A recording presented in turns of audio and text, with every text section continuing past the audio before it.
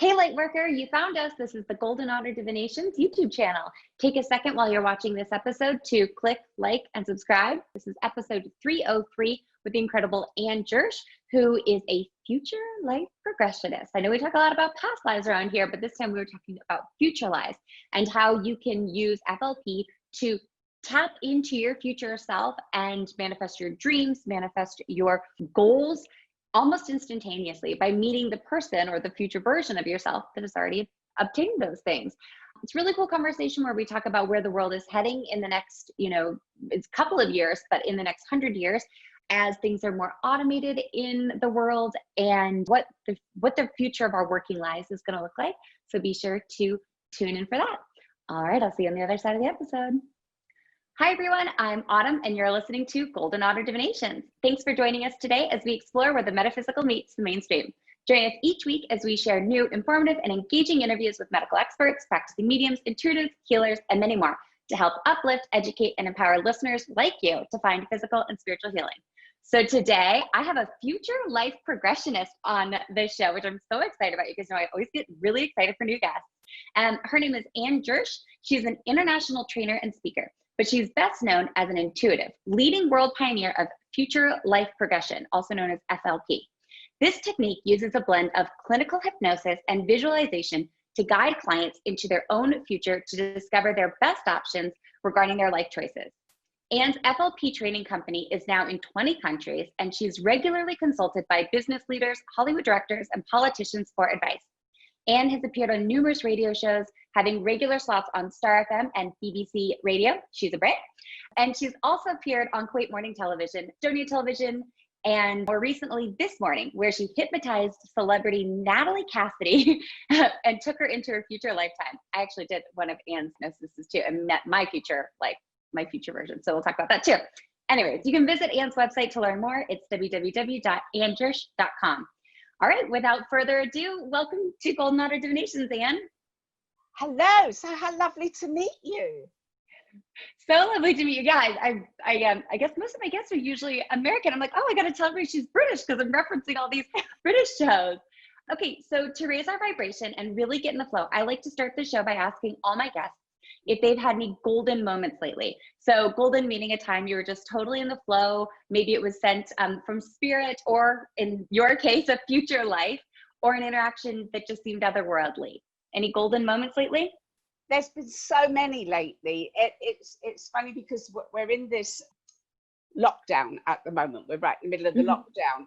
And it's been interesting because so many people have been wobbly. So many people have been struggling, but do you know, the golden moments are in that, because what it's done is it's given people a chance to pause and think, and all of a sudden they go, I know what I need to do. I realize, they're having these big epiphanies. So I think the lockdown is bringing a lot of golden moments. Mine is my new book. I mean, it's about how business and work is changing, and it came out the week of the lockdown. So the timing is a golden moment for me because it come out the very week and it's on that subject. So that's been a real cool one. That's funny. I was actually going to ask you that I've been reading your book all week, Future Vision, Your Working Life. Am I getting that? Yeah. Future Vision, Your Working Life. And as I was reading it, I was like, when did she write this? When did she release this? Because it was all so spot on, especially if you go to like the very last chapter, you interview kind of experts in their field of business, technology, media, banking, oil and gas executives, and they all have this like future prediction of like what's going to happen with our life or with our world. And I was reading it right now. We're in the end of May 2020 is when this episode is being recorded, and I was like, this is so apropos for the moment. So when did you actually write the book? If it was just published, you would have been writing it last year, 2019? I actually started 5 years ago, and I don't usually take that long over a book. In fact, I never have done. This is my 5th book, and I've never taken that long.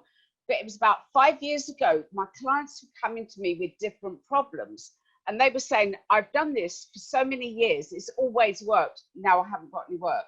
Things were suddenly changing, and they were trying to hang on to the old. They were trying to revamp things that were no longer working. And in the spiritual field, in some areas, there's far too many doing certain things, but I could see the world was going to keep changing and keep evolving. And I thought, we now need different strategies in the future. So I spent 3 years researching, and that's when I went to certain people that you mentioned and interviewed them. And they're people that never seem to worry. They just stroll into the future. Very different backgrounds. As you say, one of them's a Norwegian businessman, another one's a lady in oil and gas, a couple of Hollywood directors. And they always seem to anticipate well the direction to go, and they don't worry, because fear will freeze us and make us make the wrong decisions. So I spent 3 years thinking, what do we need? One of the things I do, you're going to love this, I go into the future and keep dipping into the future book. So we actually go into the future and take a look at the book and thinking, what have I got in there that we need? And I went off, so I spent 3 years researching. I spent 2 years writing. I usually spend 6 months on a book, and I spent 2 years. So it's been a very big book for me to write. And because it's quite business orientated, it was a risk, because publishers like you to go, that's a spiritual book, that's a business book, but a spiritual business book, that is one where Watkins have been very brave, because, you know, what shelf do you put it on? You know, what department do you go to? And they like to really define who the book's for.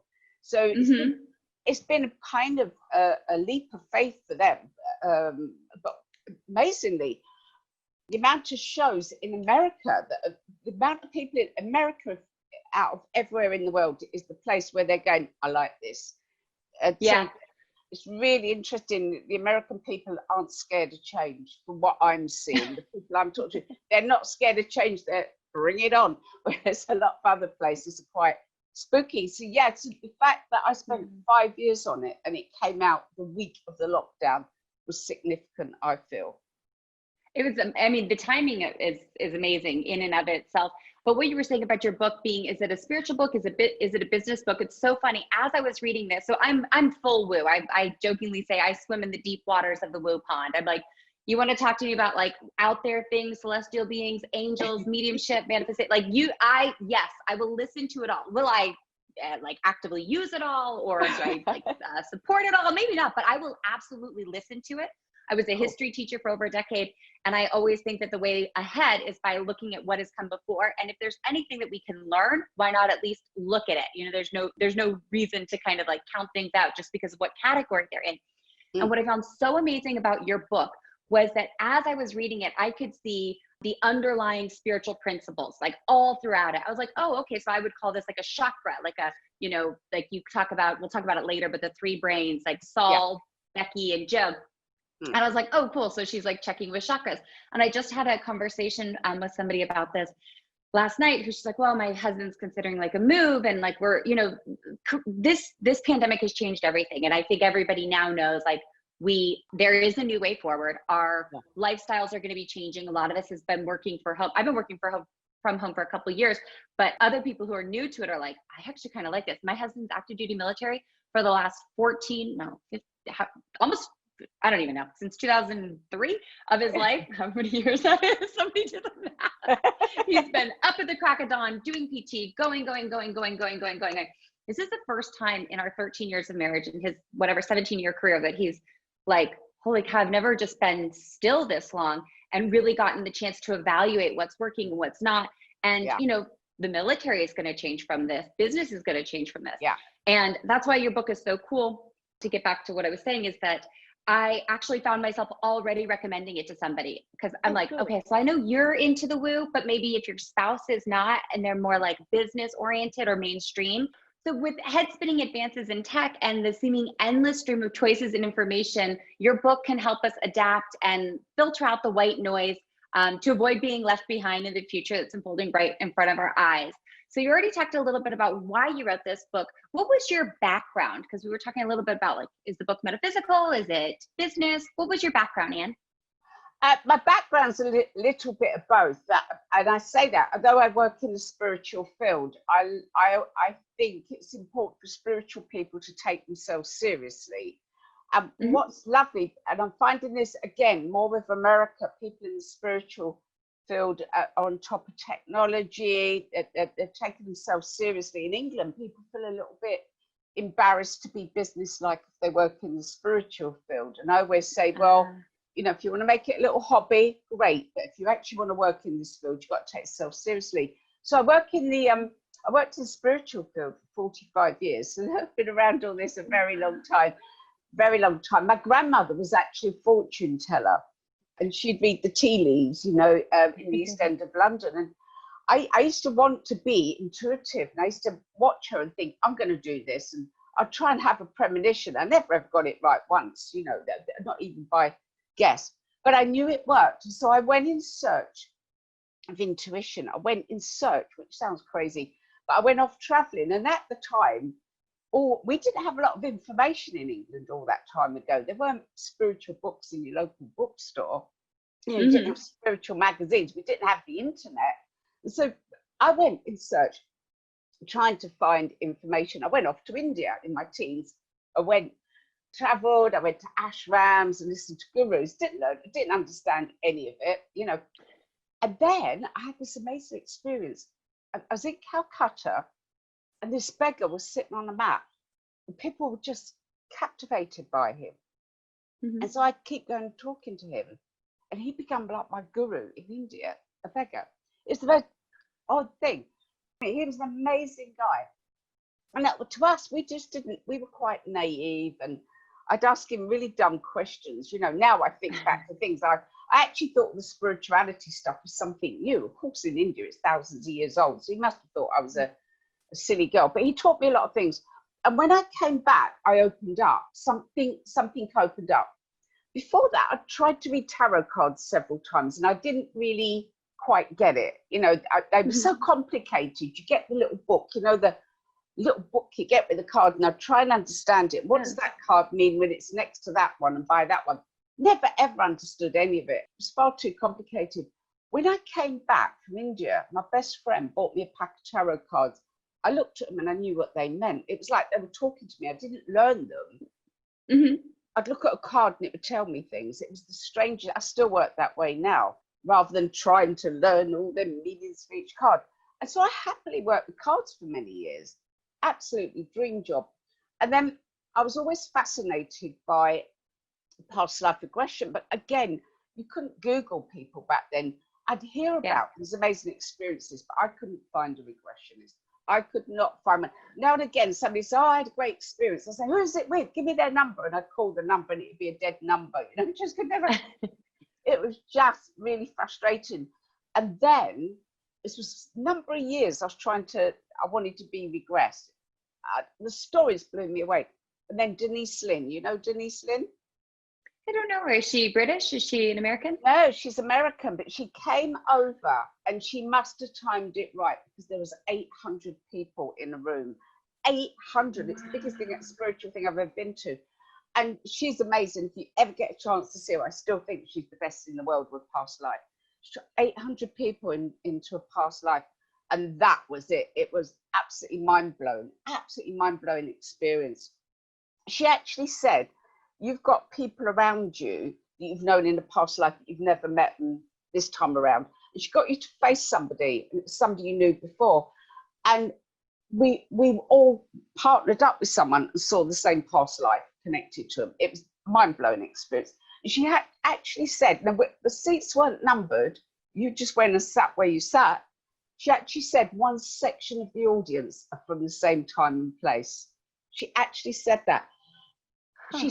She said anybody from India, anybody from this, and then she went she must have known. She said any First World War pilots, and the whole section of the audience put their hands up. Oh my goodness. It was absolutely mind blowing. So I came back from that, and because I'd always been fascinated, that was it. I was hooked. But there was no training anywhere. So I thought I really have to work with this. So I went and trained in clinical hypnotherapy. It's just one of them things. I thought I'd better learn a few techniques. I ought to have some sort of certificate. So trained in clinical hypnotherapy, started writing my own scripts. Of course, I had a client base and they loved it. So for another 20 years, I carried on doing that. I carried on doing past life regression and tarot card. I wasn't planning anything else. Then now and again, because I'm not far from Windsor, the Queen lives up the road. She hasn't popped up to me yet, but you know. Still time on the clock. Still time on the clock. But a lad, we got an army base nearby, and maybe Meghan Markle will. Meghan Markle seems the type. She's low key woo. Maybe she'll pop in. Although they're back in the States now, but anyway. You never know. You never know. You never know. So anyways, you were saying in Windsor? Yeah, so a very young lad that was at the barracks, and he didn't tell any of his friends. He was very curious about spiritual stuff. So he came for a reading one day, and I could see he was itching to learn more, so I lent him a book. And what happened was, for several years, he would pop in, he'd go, "Oh, have you got any meditation?" It was tapes back then, and a book to read, and he was just fascinated. One day he left a book, he forgot to hide it away, and two of the other soldiers saw it and went, "Oh, you've got a book on past life." And he was a bit awkward, thinking they were going to take the mickey, and they were both interested. So he said, "Go and see Anne." And this started the most amazing sequence of events. They came over and I did them a past life regression, but I separate, one straight after the other, and they both saw themselves on a huge ship. They were Vikings. Dave came in, he said, "Steve's beside me." "Steve, come in, we're Vikings, we're on a huge ship." Dave said, and that was happening. They were popping in once a week and would match up. In the end, I taught them regression. And one day they came over to see me and they said, "We've seen you in one of our regressions. We want to know what happened back then." So I brought in somebody else to take the three of us back, because these soldier lads, they said there's a reason why we've all met up. There is a reason. They really felt there was a reason. So I've got somebody to take the three of us back to fight to a past life that we'd all had together, see if there's any answers. And not one of us went back. All three of us jumped forward. And this was 3 weeks before the attack on the Twin Towers. We saw it. And it was at the time, we thought we just had a rubbish session. We just said, we didn't go back. We didn't see what we need to see. Don't know why we saw all that. And we just thought, so one of them saw 2 skyscrapers, smoke coming out of them, helicopter going around. He said, "It's CNN. This is America. There's smoke coming out of these 2 tall buildings. There's people on the ground running. There's dust everywhere." That was Steve. Dave said, "This is weird. I've not gone back either, but I'm looking out over a bay. It's America." And he said, "It's as if the skyline has changed." And he said, "But how can a skyline change?" That's what he said. And then I just said, "All I'm seeing is Middle East oil pipeline." So we just went, "Oh, we're rubbish today. We can't see what we need to see." Gave up. Of course, 3 weeks later, the lads called me up and said, "Put on the news. It's all happening, what that we saw." And I'd forgotten about it by then. And we were quite shell-shocked because we didn't know enough to stop it. We didn't know enough to change anything. But after a few weeks, I started, Steve had gone back because he's up in Scotland. He'd gone back up to Scotland, started working with Dave a lot. And I said, "Let's see if we can look at other world events, because this could be useful." And so we for 3 years, we then kept predicting not the odd fluke, we consistently predicted world events. So the very first thing we worked on was, I just said, let's see, will they find Bin Laden? And he said, "They're not even looking." And so I was guiding him through this. He said, "Anyway, they, meaning America and UK, are planning to invade Iraq." That's what he said. And they said there's going to be an attack on Iraq. And we laughed. It sounded so ridiculous at the time. It doesn't now, but at the time, it's like, whoa, that is ridiculous. Of course, that unfolded. And we consistently kept mentioning world events. Then one of the self-help gurus said, "And you need to document this, you need to write it down." So this particular chap, I took him into the future, and he's based in London. He said, "I'm seeing myself an American TV show, and I've got a house in Hollywood Hills in 5 years." He said, "I've got no plans to go back to America." Within weeks, he'd had a call from Mark Burnett, said, "Come out, I want to talk to you about a show." He got the house, the exact house. He found the house and bought it. He got the show. But while he was forward, he said, "Anne, you're doing well. You've got a 3-book deal." Now, I was totally unknown. I mean, if you're Victoria Beckham or Madonna, you can get a 3-book deal. But I was totally unknown. Within weeks, I had a 3-book deal. And that really got my interest, because I thought, we're bringing the best of the future. We're fast tracking. We're bringing it into our current consciousness, and I like that, because we waste a lot of time on the wrong thing, go down the wrong road. We waste a lot of time. We were fast tracking the future. So my life changed pretty much overnight. I started taking my clients 5 years, and they were doing the same thing. They're coming back saying, what I saw at 5 years is happening now. One of them, she saw herself married. She described the guy. She's an Indian girl, and she's described her future husband. She described the kitchen, what he did for a living, what he was wearing. And a magazine actually wrote up the stories. It's all documented.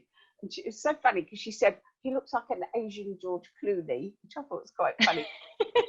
That's funny. It's funny that you're saying all this about, like, it sounds like you were trying to go into a past life and then accidentally or intentionally or serendipitously slipped into a few weeks ahead. And so many things that you mentioned that I want to say. So first of all, if anybody has seen season 1, I did a past life. I interviewed a woman who wrote about past lives and how we can kind of examine them and understand what exactly that is. Her name was Dina Miriam, and that's episode like 108, I believe. You guys, it'll be in the show notes. As a follow-up to that, right, like the week before I recorded that episode, or the week I was recording that episode, my husband has surprised me for my birthday with, like, he found a hypnotist, and a friend and I went and we're supposed to see her together. And I kept getting really nervous, and I'm super into this stuff, but even I was like having resistance. And then I went, and she took me back to like a lifetime in Egypt, and we cleared a bunch of stuff. And I learned about, like, kind of like how I stored disease in my body, and how if I continued doing those same things that I was doing in a past life, in this life, I would, because I don't do any of like the usual suspects. I don't smoke. I don't really drink. I don't have any like huge major vices, but I do store stress and I get anxious about things. And I could see how that had like metastasized in a past life, and it metastasized in this, could metastasize in this life. It's not. I've dematerialized it.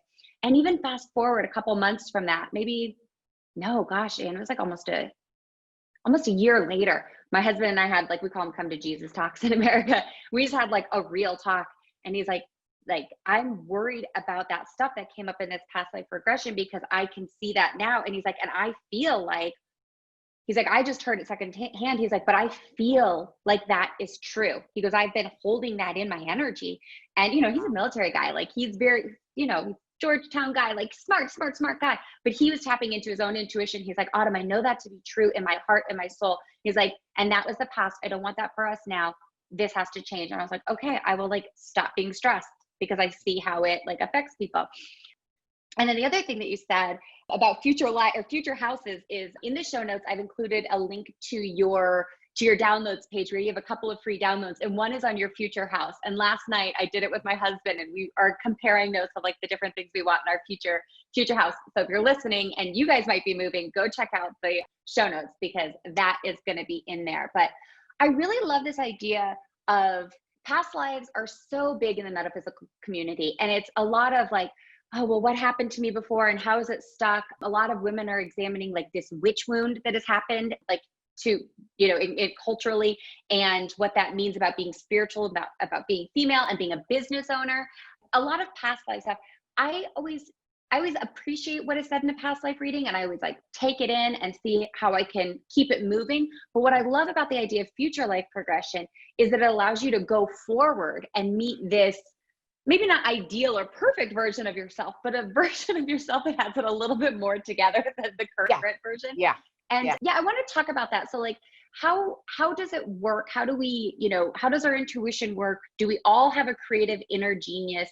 And how, even if we can't find a future life progressionist like yourself, how can we do that, Anne? Like, how can we tap into our future self? It's an amazing thing to do. It's completely changed me. When I work with clients, they walk different, their stance is different, their attitude's different, they attract different things. It changes you. Most of the practitioners work online. I mean, they're doing Zoom sessions. I'd say have a session, but I have some downloads. If your listeners want a free download, drop me a message and I will send you, I can email you out a free download where you find your best possible future or a future lifetime. I'm happy to send you a free one. It's really nice to experience. Now, you mentioned the creative genius. That's one of the chapters in my book. And one of the things I noticed was the people that are doing really well and who seem to anticipate the future are ideas people with plenty of ideas. Now, your grandparents' day, they just did for work whatever was laid out in front of them. There was a factory at the end of the road, they work in the factory. If there was farms around, they work at farm. They didn't have choices, and they didn't question that, because why would they? Because they were in survival mode. We're no longer in survival mode. You can choose what you do. You can think, do I want to be an accountant? Do I want to be a doctor?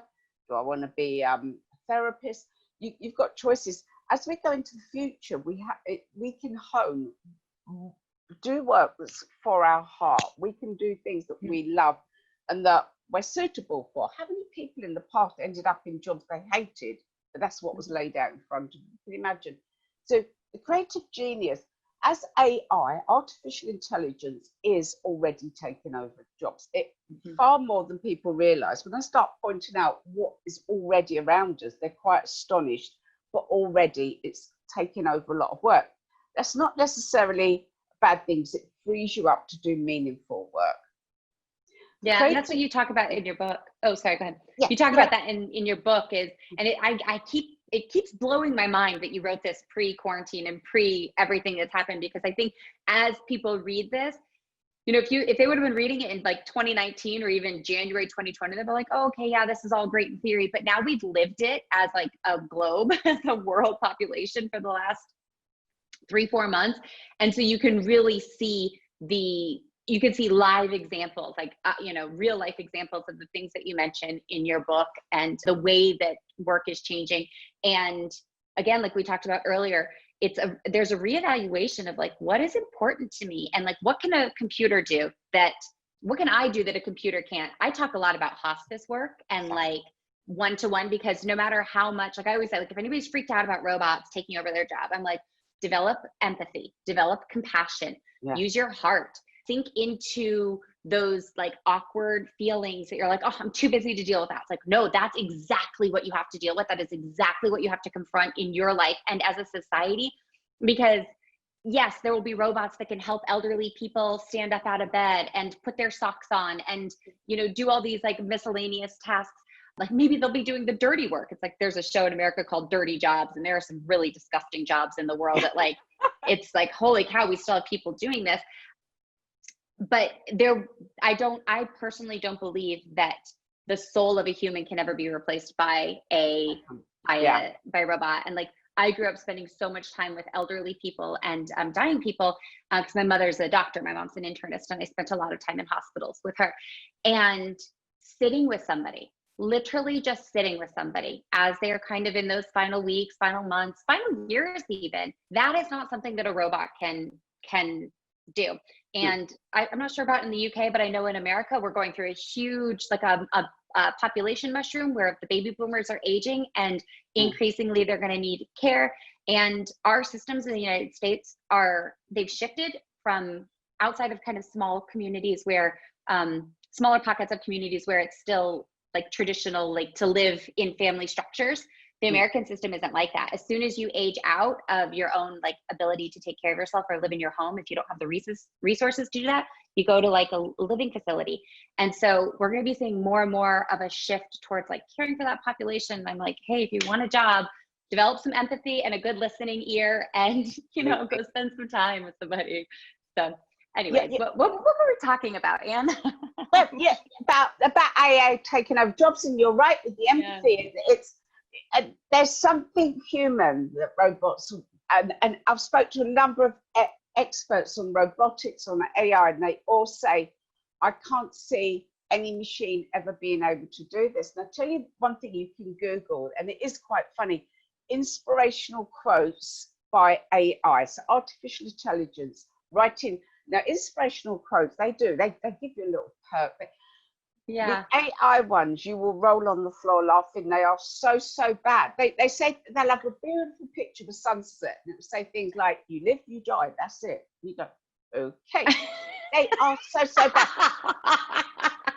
That inspiration, they haven't got it. And they are really, really funny. It's worth looking them up. There's a website that generates them, and it is so funny because they haven't got it.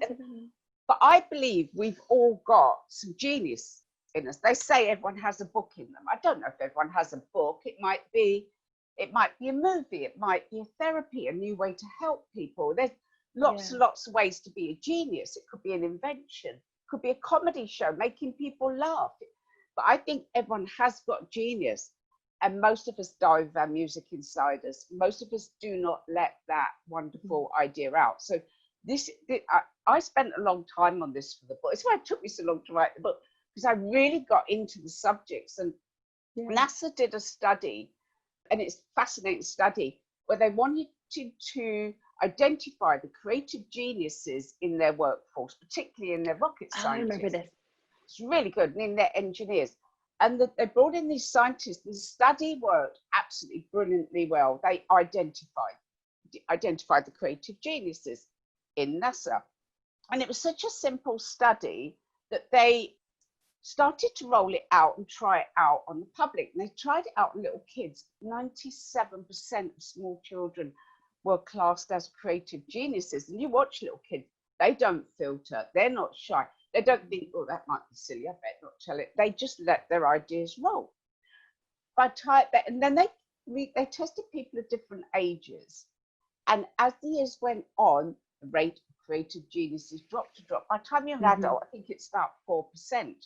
So what a shame, but you can bring that out. So I put a whole chapter on this of how to find that and bring it out. Let's get your music out there, your beautiful idea, your game changer, because one, it will give you a wonderful life, but it will also, you do something wonderful, it has the ripple effect on other people. So I really love this. I really love people finding their genius idea, and I've had immense fun working with people, and they suddenly go, that's what it is.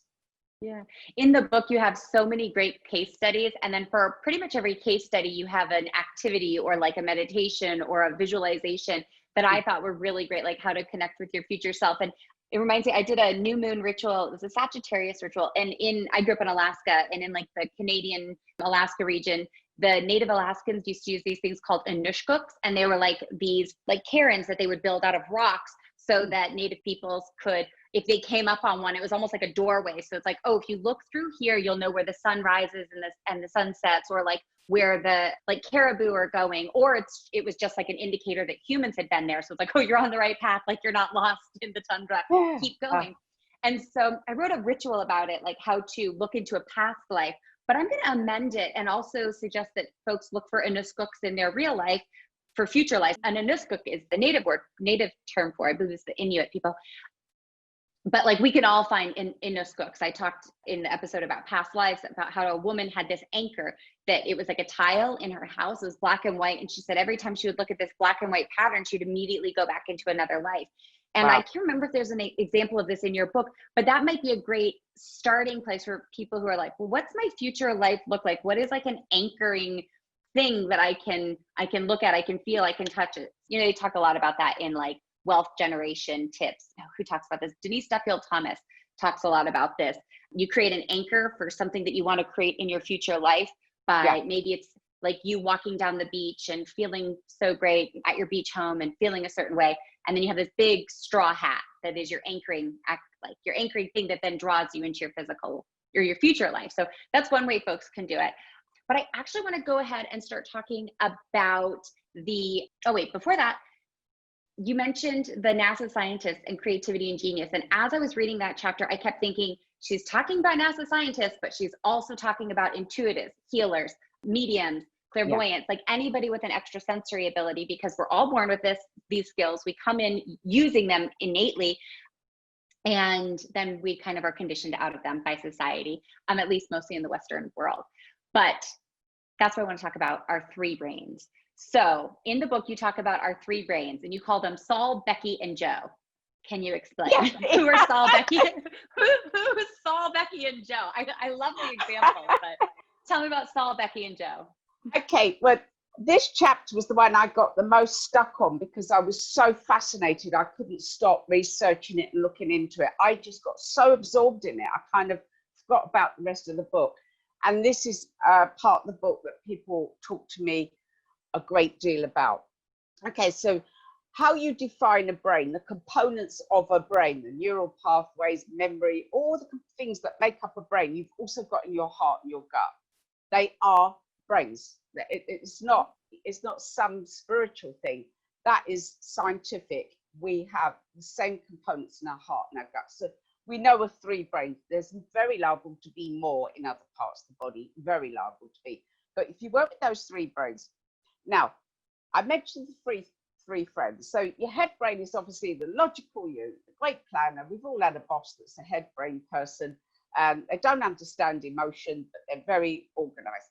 The heart brain, most spiritual people are heart brain. That's great. They've got empathy. They've got terrible at business because they do everything from the heart. People take advantage of them. They're on every course under the sun, but don't sort of organize it.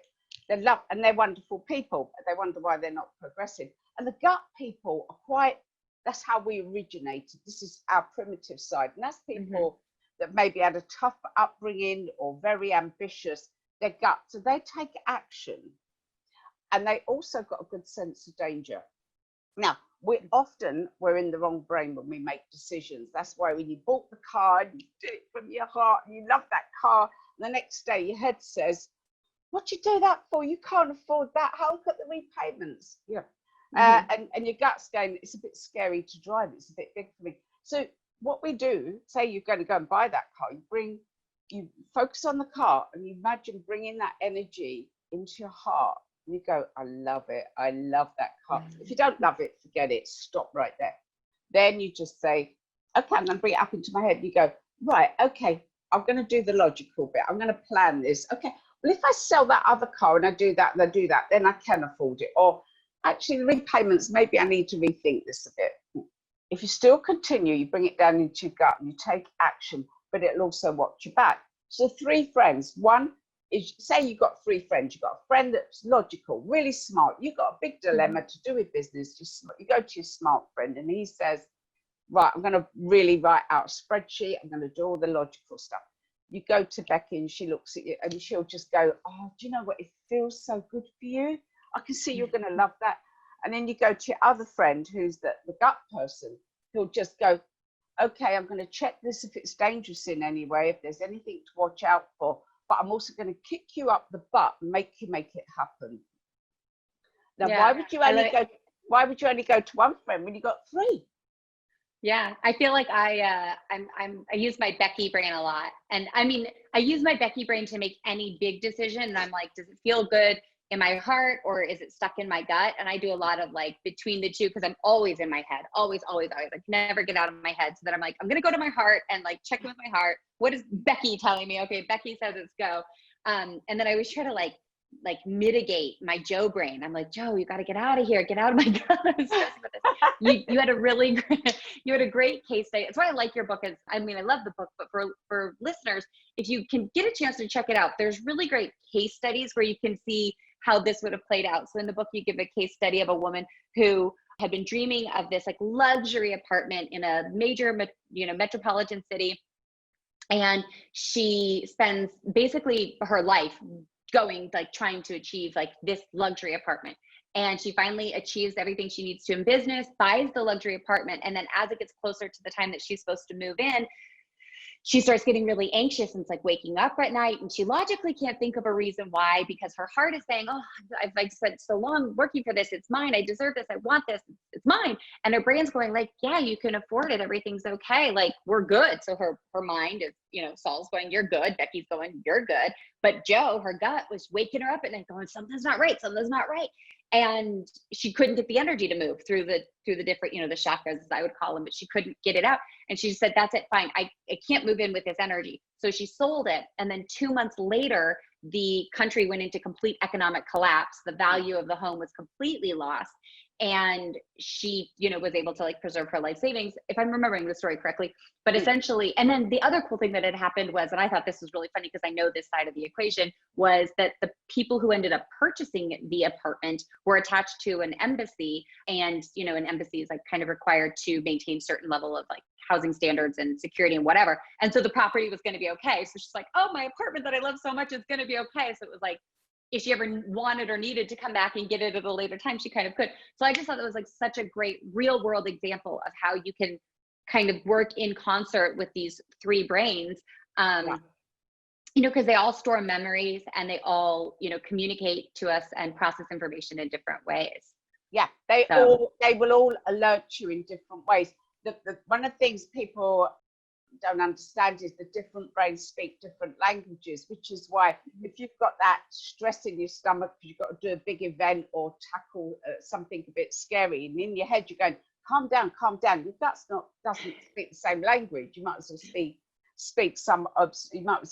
in Martian, because your gut doesn't understand that. So it's all about settling down and going through all three, and that's when you get the real answer. Yeah, that's when you get, and that it's almost like you need Becky to translate. Like I feel like Saul and Joe can't always talk to each other, because I say this to my husband all the time. I'm like, babe, logically, I know, I totally understand what you're saying. I completely, it's all rational, it's all black and white. I totally get it. I'm on board. My body is saying another thing, and I'm totally freaking out, and I'm trying to, like, you know, use EFT to move this out of my body. But I think that, like, having Becky, the Becky brain, your heart brain, to translate between the two. Another thing I wanted to say is, so for any Lunar Manifestation members that are listening, I write monthly new and full moon rituals, and we've got a Virgo full moon ritual that talks about like our micro and macro biomes and how our gut health can like predict our brain health and can give us indications from our physical environment. And so I just think this is really cool, learning to tap into like our different body systems and our different ways of intuiting the world. But before we go any further, Anne, I wanted to make sure everybody knows how to get a hold of you and get a copy of their book if they would like to. Yeah, sure. So where can we find you? I'm on Facebook. You can find me on Facebook, and Jirsch. The spelling will be up there, ANNE, then JIRS, sugar, CH. I'm on Facebook. You can go to annejirsch.com. The book is Future Vision, Your Working Life. I'd love you to get it, because I really have put a lot in there. People say I give a lot of information, and that is my aim. So it has got a lot of information, a lot of exercises, a lot of processes. And there'll be something in there that will make a difference, I'm sure, to each person. Absolutely. I recommend, I mean, read it from front to back first, but if maybe like going through all of the exercises, because you have it broken up into like kind of like the 10 things that you're going to need to know going into the future. And I was reading it, I was reading a digital copy, but I thought to myself, I would love to have this on my nightstand. And what I would do with it is, and I do this with like other books, like Florence Scovel Shinn books, or just whenever I'm like, what do I need to read right now? I'll just like close my eyes and kind of fan through the pages, and I'll stop, and then I'll go back and, you know, if it lands in the middle of the chapter, I'll kind of start and be like, okay. And sometimes it'll land on like a case study or whatever, or guided meditation. And I think that might be a really fun, intuitive way to use it. As we all know, we have, after reading Anne's book, you will definitely know how to connect to your intuition. Even if you're like as corporate gets, even if you're as mainstream as it gets, this will be a nice little introduction into kind of some other modalities that are available to you. And then before we wrap this up, because this hour's gone quick, I want to ask you about some work from home tips that you have, because you wrote about them last year before we as a world knew we would need them. And then what skills do we need today that our grandparents didn't? And how have you used this technique in your life? Also, before we wrap up, I want to tell you about a really sweet message I literally sent my grandma last night after reading the book. I'll tell you about that in a minute. So tell me about how we can work from home. Okay, well, working from home, my generation isn't so good at the technology, and we have to get on with it. So find somebody younger that knows what they're doing, or we are going to be more online. That is the bottom line. Whatever you do, you're already ahead of the game because you've got your show online. While we've got this lockdown, but if you're going to be at home more, one of the things you need is a structure to your day. It's very, very important. The minute we went into lockdown, I still set my alarm at a certain point. I got up, I left the house because my office is just 10 minutes from the house and there's nobody else upstairs here. So I've literally, throughout the lockdown, nobody else out and about, everyone at home, I've driven to my office because, as I say, it's isolated. I made sure I kept my routine. I went home at a certain time, had dinner at a certain time. We need a structure to our day. Otherwise, the days, I found the people that are wobbly, and you've got to remember, we might well be working at home a lot more, having a structure to the day. But one of the things we're beginning to lose, and I've seen this over the last 20 years, is our tribe. Our tribe, where we need to find our tribe. So your tribe was where you grew up. Mm-hmm. You know, and you know, people where you grew up, imagine going back to grandmother's day, her tribe was her mates, the people she went to school with, the people that lived nearby. Most people didn't move far away back in the day. So your tribe of people who are like-minded, of course the internet can bring them to you. And I think after Facebook, I keep thinking after Facebook, that there'll be something new where you find your tribe more, and it will be very much subject groups. It'll be very much subject spiritual groups. You talked about that in the end of the book, and I'm going to do a shameless plug. If you're looking for a spiritual tribe, come join Lunar Manifestations. It's a monthly co-creation station where we do new and full moon ceremonies together. It's like-minded and kind-hearted folks. It's a safe, sacred space off of social media. So I know that there are a lot of there's like so much available on social media. I consciously chose to stay off social media for all of my 20s while I was developing my career and my personal identity. So I wasn't doing it in like a echo chamber where I was only showing the best of my life or always only seeing like the highlight reel of other people's. So I spent all of my 20s off of it, and now re-entering it in my 30s, I'm like, oh, same game, new players. And there are some really great places within social media that you can find a tribe. So I'm not opposed to that. But what I offer with my Lunar Manifestations group is that it's off social media. We have our own app, we have our own website, and we're allowed to be anonymous in that space. So you don't have to show up as like your profile picture. And I think that gives people kind of like it's an anonymity cloak where you can come in and be like, hi, this is my soul. This is where I'm at in my spiritual development or in my life. And it takes off the kind of pressure. I always say that it was how I first started developing as a medium. I needed to go and anonymously attend development circles where my career wasn't going to be jeopardized. I mean, I was moving up the ranks. My spouse was moving up the ranks. I was like, I cannot be outed as a weirdo who talks to dead people. Like that will just jeopardize everything. Now I know that's just not the case. And it's actually my strength is that I'm very open-minded and I'm willing to embrace people wherever they are. But what you talk about in the book, Thomas Power, who's an entrepreneur, business advisor says you need a tribe, and it needs to be small, less than 20 people, but you do need to be part of maybe many tribes. So find a way to find your tribes. And then you also talk about in the book that there'll be these micro tribes, like of less than 20 people. But I had a thought that it was kind of like Dungeons and Dragons. It's like a very niche group, and people meet up, and it's a way to kind of honor the different aspects of your personality. And then what was skills of the future? So we've talked about that. And then one of the other things I wanted to ask you about was the importance of straddlers. So you talk about straddlers towards the end of your book. Could you tell us about straddlers? Because I think a lot of folks who might be listening to this, because we talk about where the metaphysical meets the mainstream, they might be straddling that world. That is really interesting. You know, not many people pick up on that, and I think it's vital. So give you an example of a straddler. It's somebody in the business world that's spiritual, or somebody that's spiritual that's business-like. And I talked about in the book about how I noticed about 17 years ago, all of a sudden people were being open about using their intuition in the business world. They never used to. It'd be kept very quiet. And all of a sudden they were open about using psychics or I did that on a hunch.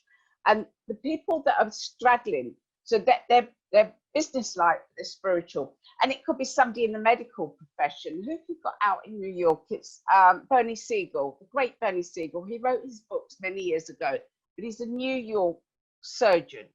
But he would talk to people's subconscious mind, he'd get them to visualize. And he had huge breakthroughs. His patients have always done so much better than the other cancer doctors and surgeons, because he used certain technique. He would be what I would call a straddler. So he's a surgeon. He's doing incredible work. Apparently he's an incredible surgeon, but he also straddles into the spiritual world. Now, I think we're at a point where we need people to bridge the two. As we go into the future, we do need the left brain and the right brain. So, you know, you've met spiritual people that just away with the fairies. They live in a pink castle 3 miles up and 2 miles over. They're not grounded. They're not kind of, and that's great. It's great fun, but they will hit problems. you also need the left. I had a friend years ago, and she'd go and buy loads of spiritual stuff, not pay her bills. That's an extreme. We need the left brain to put things into action. So so say you use your intuition, you get the ideas, but you've still got to have that left brain. So I think the straddlers, I love the way they straddle. They take things from where they are, and they might be an engineer that can find a way to make cleaner water or clean energy. They're the straddlers. You talk about that. There's in the very last chapter of the book, there's a great case study of a woman who's like an oil and gas executive, and she's working in the Middle East, and then was going to go to Yemen and start this project, and they could see the need for it, but the country just wasn't ready for that influx of industry essentially. And then so she came back and was like, well, I now have this new future self that I'm working with, who is using these skills for the betterment of humanity, not just to like line people's pocketbooks. She essentially, using FLP, future life progression, she found her purpose to utilize her knowledge of like the oil and gas and energy industries for the good of humanity. And in her future life, she was helping people transition into new jobs and transform the education and training models so that folks would be employable for jobs that didn't even exist yet. So, I mean, an example might be like people training for, green jobs that don't exist yet, or like just different things. I thought that was really, really cool. And then the other thing just to get back to that tribes thing we were talking about, was that, as people work more and more from home or on their own, they will need IRL, like in real life connection. And we're seeing that now during the quarantine, and events will be very, very niche. And that's like, they say the riches are in the niches, or whatever, how you say niches. And so I think that like the riches of our experience will be in those smaller, more intimate groups. And what was the other thing I wanted to talk to you about? You had a great note in your book about a study from 1999 that compared the pace of life in 31 major cities from across the globe. And they used 3 key indicators, which was the average speed of walking, how quickly postal clerks served you, should be the DMV in America, and the accuracy of clocks.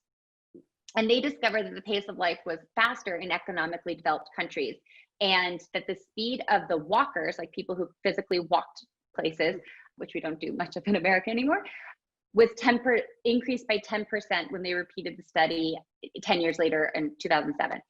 So they found that people who walk fast tend to eat fast too, talk fast, and were more impatient, and were irritated by slow walkers and waiting in queues. And there are also correlations between fast walkers and several health issues, including heart disease. And the accelerated speed of change has a trickle-down effect. And I bring that up because Thomas Power in the book also talked about this big shift, moving all of our transactions like financially onto a blockchain, which I'm not like super like crypto fluent, but apparently it's like a way that we can track our products from the farm or forest to the fork, and to be able to track every single purchase. And I talk a lot about this in my work, is that, if you want to be the change that you wish to see in the world, it literally starts with the penny in your purse. So every penny that you spend, and sometimes this can be hard, especially as a mother and like anybody, like we're just busy, and sometimes we just need convenience and we need to get on with our days.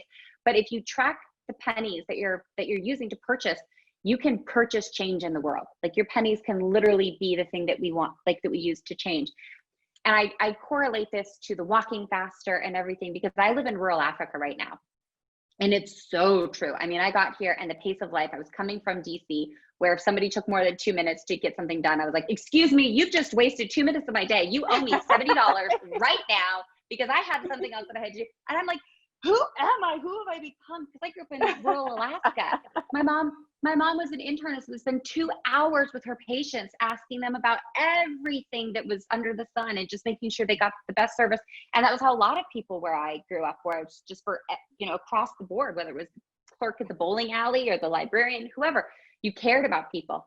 And I'm hoping that, as you kind of predicted in your book, we are going to be increasingly working from home and increasingly having more time to kind of think about where our dollars are coming and going, and how this maybe slower pace of life can shift us in these, 1 degree increments, so that entire industries aren't collapsing overnight, but we are training our children, we're training our workforces, we're, retraining folks into careers that are just better for us globally as a species, are better to our planet. Because you talk about that in the book, that basically the earth will not forgive us anymore. Like Mother Earth has had it. And she's like, you know what? You guys aren't coming up with the solutions fast enough. So here's a pandemic deal. Yeah. I mean, I'm joking, but not really, because it's like when your hand is forced to make these big changes. Yeah. It's, so anyways, I can't remember the other thing. There's just so much, Anne. I want to be respectful of your time, so I'll wrap it up in a second. But the last thing I do want to say is I want to thank you, because you had a chapter in the book about our ancestors. And there's this saying in the States that I'm my ancestors' wildest dreams, or I'm my grandmother's wildest dreams. And sometimes I think about, as a former history teacher, I teach in 100-year spans. I'm like, okay, 100 years ago, what was going on? In 100 years, what will happen? I'm going to start thinking in like maybe a couple hundred after doing all my FLP stuff. But you think back about like, what were people doing 100 years ago? And could they have ever envisioned what we have now? You talk about in the book, we carry around on our mobile phones literally more than you could pack in a couple of suitcases, even 20 years ago, let alone 100 years ago. And so I wrote my grandma a quick little note yesterday on a text message, where she's in Pennsylvania and I'm here in rural Africa. We got we used our tax refund to build pews in a village church because they were all standing. And I put her name on it and I sent it to her. And I just said, Grandma, I just want to thank you for like the life that you lived and the sacrifices that you made and the commitment to future generations, because I am now the change that you wish to see in the world. And I'm actually living out the things that 100 years, well, maybe not 100 years, she's 95. So 30 years ago, I don't know that she would have ever imagined would be possible for her life, let alone her grandchild. And so I just think about these leaps and bounds in generations. But what if we could, as individuals, go into our own futures and say, instead of waiting 5 years to do that thing I want to do. So this is for our listeners. This is a call to action. What is it that's in your heart, that's in your soul, that 5 years from now you want to do, 10 years from now you want to do, 6 months from now? Go and meet that person and ask them what you need to do right now to bring that into your physical reality. Because if it's in your soul, if it's in your energy, it's not going anywhere. It's just waiting for you. So why not jump to it? And I think you provide so many great techniques in your book for people to do that. Absolutely. When we do a session, what we do is we feel what it feels like. If you feel something, you'll make it happen. So when you go into the future and your future self, say, maybe develop something new or is much happier or, in a good space, feel what that feels like and bring it back. And then you bring it back into current consciousness and you will see change in yourself and what's happening around you very, very quickly. That's what's been exciting, to see us bring that future energy. The other thing on the website that I think you'd like, I do a meditation where you go 50 years into the future. As we are now, this is how the world will be. Then we go and find the best possible future for the world in 50 years. What do we collectively and individually need to know to make it happen? And I think that's it, because it's only tweaking little changes. Look how the world has flourished while we've been at home. If we just stay at home a little bit more, we haven't been able to go and buy loads of things. I've known people who have never sewn a button on in their life. They've sewn a button on something. Wow! So that change, just those small changes will make, over time, 50 years time, the world could be much, much better. I just got butterflies in my stomach because I was remembering, I did one of the meditations in your book, and it was about meeting yourself. And I feel like it was like meeting your future self, but it gave like 100 years. I can't remember what the time was, but the person that I met, I was like, girl, you're floating. Like, how are you moving about? Like, is this hydro, like, what are you suspended on? Your hair is stunning and you're fit and you're like all the things. And my skin was dipped. Like I was almost like kind of avatarish. And I was like, okay, am I on another planet? Have we like started breeding with aliens? And now we have our intergalactic beings. Like, it was kind of a little bit of a mind trip. And then I came out of it and I was like, well, that was really fun. What are some of the personality traits of this woman, this future self of mine, that I can take on now? Because I don't necessarily see myself like hovering through my home and like, like George Jetson style living. And then I was like, hold on a second. I'm doing exactly what Anne says not to do with the book, which is like, don't stop yourself from bringing it back, because if you can imagine it, that's how it's created. I mean, talk about like Nikola Tesla was like an inventor from over 100 years ago, and hovering cars and electric cars. And it's like, okay, now it's happening less than 100 years later. And so I was like, well, there's no way this could happen in anything less than 1,000 years, because if you look at like modern human evolution, I'm just like, there's just no way any of this could happen. And I'm like, well, is that true? Is that actually true? And so while I don't know that I'll like have like glowing kind of avatar, radiant skin, and anyways, you guys should go do this, because then like you'll almost get like kind of like you'll fall in love a little bit with your future self. And I think it's a great self-love activity, because I'm like, I really like that girl. I want to hang out with her more. Like, how do I bring her back into this life? So definitely go and do it. And when you meet that person, don't second guess what they're telling you, and don't put a timeline on it, because like you said earlier, you had 3 books basically pop out of nowhere. And I'm always telling our listeners that you can literally manifest whatever you can feel your way into. Yeah. So, all right, Anne. Well, so you guys make sure you check the show notes to get anything that you need from Anne or myself. And thank you so much for listening. Be sure to follow Golden Otter Divinations on Instagram, where you can check in and let me know about your golden moments, so Spirit and I and your future self can cheer you on. And also, if you'd like to contact me or join my monthly membership, Lunar Manifestations, visit my website. It's goldenotter.us. Golden like the precious metal, otter like the precious animal.us. And take a minute to sign up for some inbox goals so you can stay up to date on all things Golden Otter. So I want to thank my guest today, Jirsch, for sharing just an amazing way that we can tap into our future life and move forward in this new world that we're all collectively experiencing. And I want to thank you all for tuning into Golden Otter Divinations. I had an amazing time sharing this sacred co-creation space with you. So have a great week, and I'll feel your positive vibes back here next time. Thanks so much. Thank you, Anne. Thank you. It's been wonderful. Thank you. Hey, Lightworkers, that was a pretty cool episode, right? Thanks so much for watching, and be sure to click like and subscribe so you never miss an episode, as we're back here each week with new informative and engaging interviews with medical experts, practicing mediums, intuitives, healers, and many more to help uplift and educate spiritual seekers like yourself. Until then, with love and light, Autumn.